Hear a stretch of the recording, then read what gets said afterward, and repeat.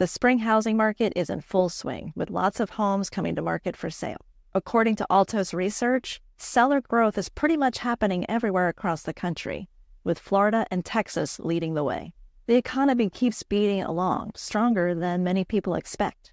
But then again, many of us do feel bad about the economy, because inflation continues to creep up and interest rates continue to climb. As one economist pointed out, it's like a riptide going in two different directions. The growth in the number of homes for sale, it looks poised to continue, given the percentage of sellers that are coming to market each week. We've now had more sellers easing into the market.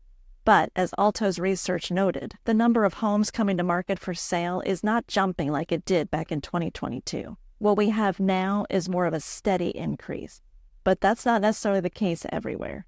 As Altos pointed out, Southwest Florida is one area of the country that has had really big inventory gains, while other areas like Boston are just now starting to come off of their pandemic lows. And Chicago is another area of the country where inventory is just starting to climb off of its pandemic lows. But the main theme across the country is that all markets are gaining inventory over last year. I'm based here in Naples, Florida, which is a part of Southwest Florida.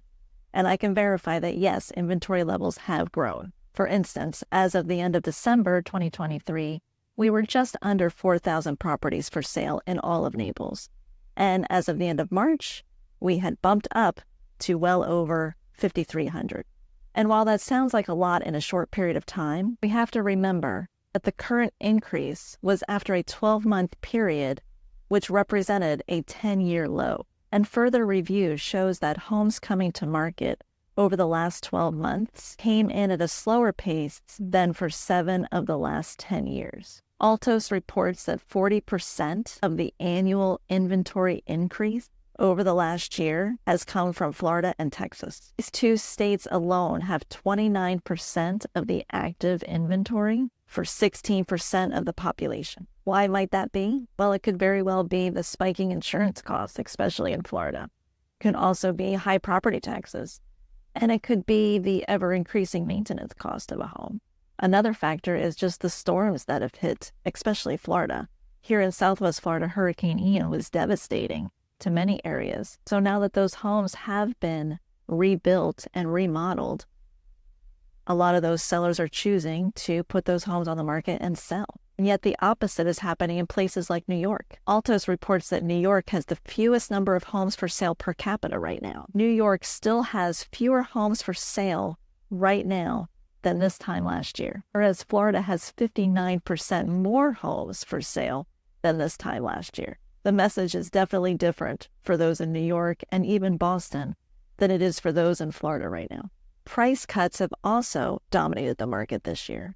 Across the country, we've seen 32.5% of properties reduce their asking price during this last week of April. As a rule of thumb, though, about 30% of homes across the country take a price cut before they sell. Overall, though, prices were much more firm in 2023, while this year price cuts have been increasing for 10 weeks. But that doesn't mean that home prices are crashing. In fact, Altos says that there's nothing in the data to indicate that that is imminent. But there are more homes now with price cuts than any other April over the last decade. And Florida once again wins in this area too. Over 50% of the homes in the major Florida markets have had price cuts. Being that I'm here in Naples, Florida, a segment of Southwest Florida, I can verify that yes, we did have a lot of price cuts in March alone. We had 2,667 price decreases. Our peak was in the spring of 2022, and prices are still ticking down right now. And when you look at the inventory levels, you can see why. And across all price points, homes are staying on the market longer, approximately 60 to 70 days. As one economist pointed out, increasing supply will bring prices down, and that's what we're seeing in Florida. Nationally, though, the market is fairly balanced because we have places like in the Northeast with very low inventory. Market is trying to grow, but consumers are very sensitive to the cost of money right now. Despite interest rates climbing, properties going under contract have grown a little bit this year over last year, though slightly. The experts were expecting this to reverse, but it hasn't happened yet. Homes that are priced right are moving. but it is anticipated that sales activity will slow as we get into summer. As one economist pointed out, the housing market never stays at one place for very long. And while we were all anticipating, rather hopefully, that interest rate cuts might happen in June, I think right now the scenario is it's going to be higher for longer. Markets are now expecting rate cuts to come sometime in September, but there's no guarantee. Even that September date could be kicked down the road. Really 50-50 at this point that cuts will be made. The key here in this shifting market is to make sure that you partner up with a knowledgeable real estate agent who knows that local market where you're looking. Because even here in Naples and Southwest Florida, it's not only area specific, it also gets drilled down to the specific community that you're looking in. If you're looking for a knowledgeable realtor in the area where you're looking to buy, reach out to me and I can help put you in touch with a local expert for you.